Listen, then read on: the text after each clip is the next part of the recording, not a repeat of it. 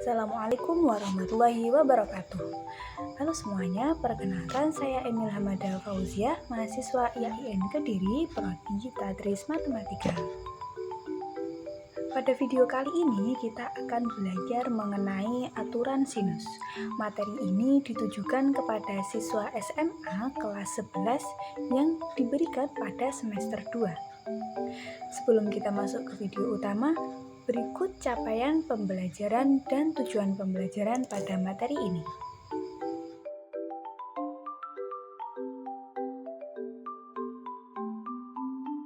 Pada video kali ini kita akan belajar mengenai manfaat aturan sinus, konsep aturan sinus, lalu dilanjutkan dengan pembuktian aturan sinus, dan yang terakhir penerapan aturan sinus pada permasalahan sehari-hari. Masuk pada bagian pertama, yaitu manfaat dari aturan sinus itu sendiri.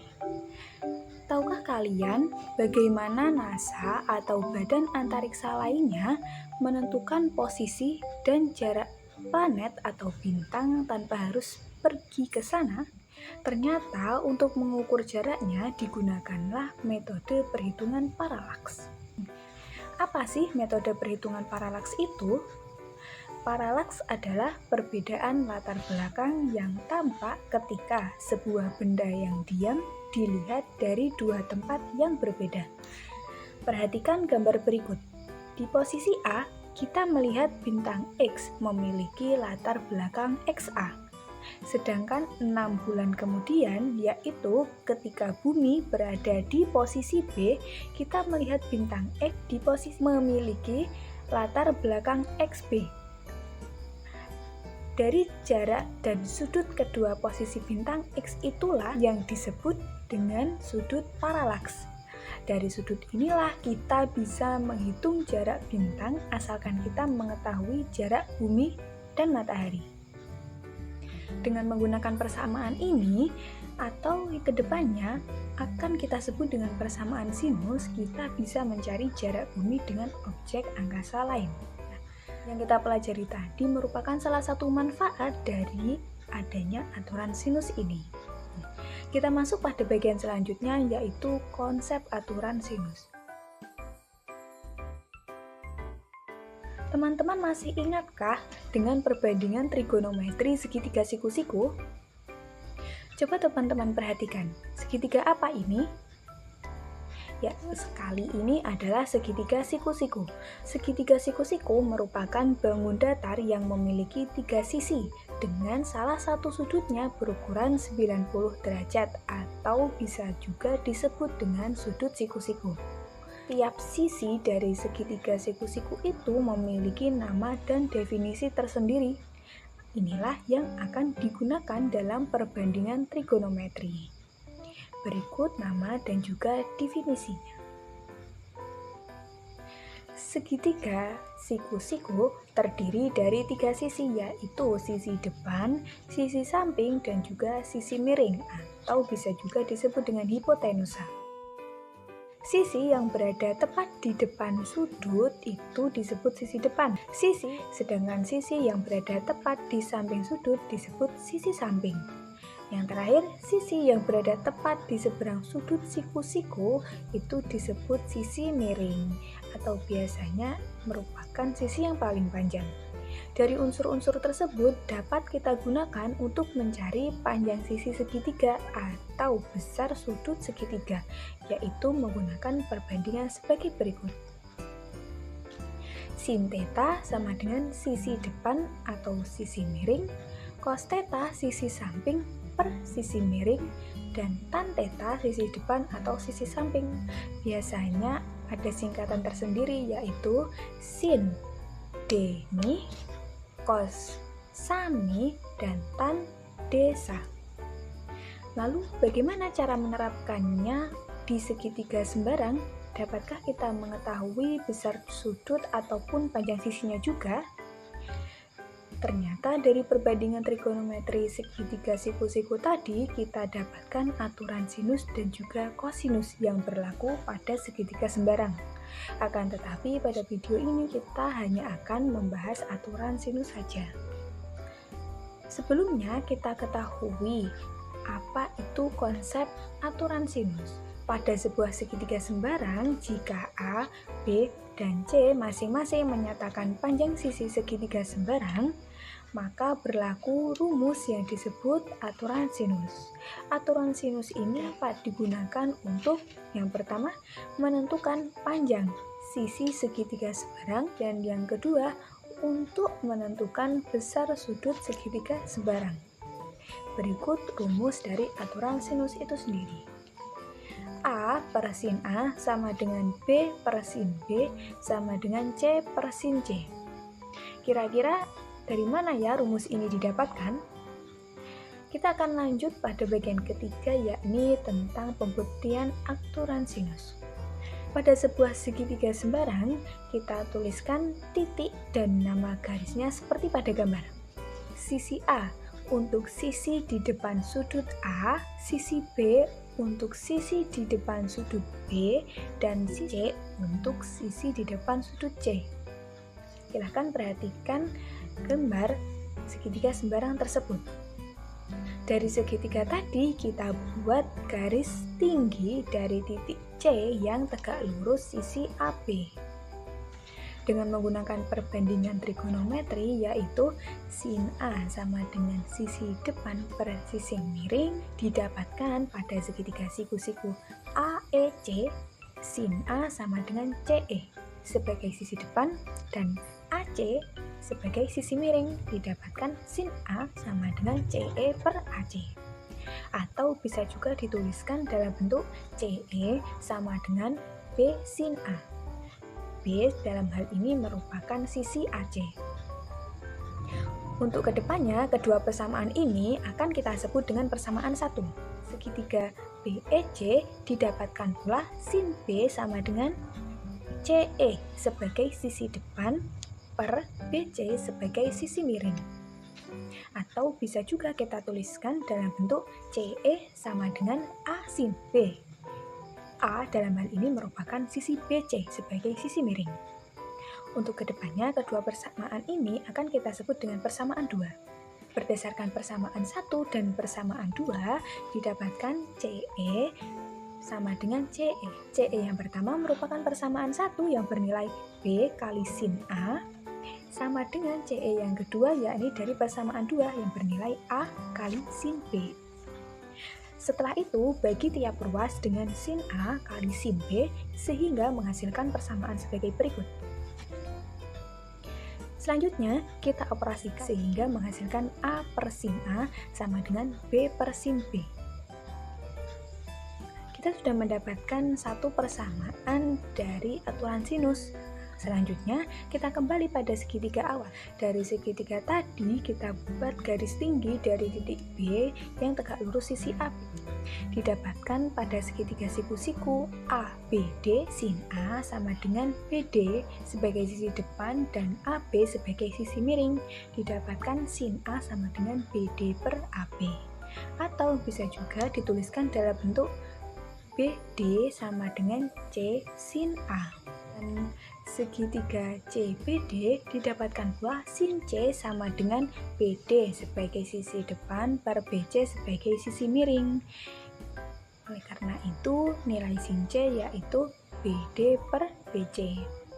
Atau juga bisa dituliskan dalam bentuk BD sama dengan A sin C. Dalam hal ini, A merupakan sisi BC. Untuk kedepannya akan kita sebut sebagai persamaan 5. Berdasarkan persamaan 4 dan persamaan 5, didapatkan BD sama dengan BD. BD yang pertama merupakan persamaan 1 yang bernilai C kali sin A sama dengan BD yang kedua, yaitu pada persamaan 5 yang bernilai A sin C. Setelah itu, bagi tiap ruas dengan sin A kali sin C, sehingga menghasilkan persamaan sebagai berikut. Langkah selanjutnya kita operasikan sehingga menghasilkan A per sin A sama dengan C per sin C.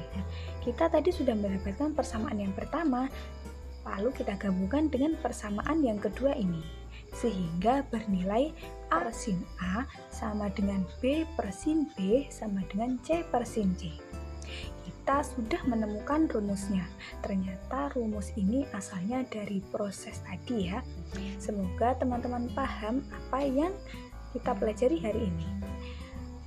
Masuk pada bagian yang terakhir, yakni penerapan aturan sinus. Coba perhatikan persoalan berikut ini.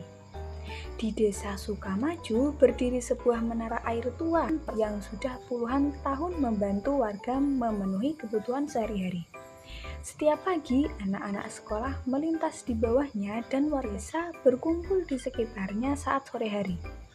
Namun, kini menara itu akan segera diperbaiki untuk perbaikan karena kondisinya yang sudah mulai berkarat. Masalahnya, tidak ada seorang pun yang tahu pasti berapa tinggi menara tersebut. Sedangkan pemerintah desa ingin mengukur tingginya sebelum menyewa alat berat. Akan tetapi, warga tidak memiliki alat ukur seperti drone ataupun ran yang cukup panjang. Lalu datanglah Pak Budi, seorang warga yang hobi matematika. Ia berkata, sebenarnya kita tidak perlu memanjat atau menyewa alat mahal. Kita bisa menghitung tinggi menara ini hanya dengan sudut dan jarak menggunakan aturan sinus. Bagaimana caranya ya? Pak Budi lalu berdiri di salah satu sisi menara dan menggunakan alat sederhana mirip klinometer, dan ia mengukur sudut elevasi sehingga menghasilkan sudut 35 derajat. Kemudian ia berpindah ke sisi depannya atau sisi yang tegak lurus dengan menara, dan tempat pertama mengukur tadi didapatkan sudut elevasi sebesar 60 derajat. Bisa dilihat pada gambar bahwa tempat pertama dan kedua ini sejajar ya dengan menara. Didapatkan jarak antara tempat pertama dan tempat kedua Pak Budi mengukur tadi sebesar 15 meter. Pak Budi yakin bisa menentukan tinggi menara tanpa memanjat atau menyentuhnya. Dari ilustrasi tersebut tercipta segitiga sembarang dengan gambaran sebagai berikut. Titik A merupakan posisi Pak Rudi pertama, titik B merupakan posisi Pak Rudi kedua, titik C merupakan puncak menara, AB merupakan jarak antara titik pertama dan titik kedua Pak Rudi mengukur yakni 15 derajat, sudut titik A 60 derajat dan sudut titik B 35 derajat. Kita gunakan aturan sinus dan berlakukan pada segitiga tadi. Pada segitiga di samping, aturan sinus yang berlaku ialah sebagai berikut. Kita bisa mencari panjang BC atau AC. Hal pertama yang harus dilakukan adalah mencari besar sudut C. Seperti yang kita ketahui, kalau jumlah sudut segitiga ialah 180 derajat.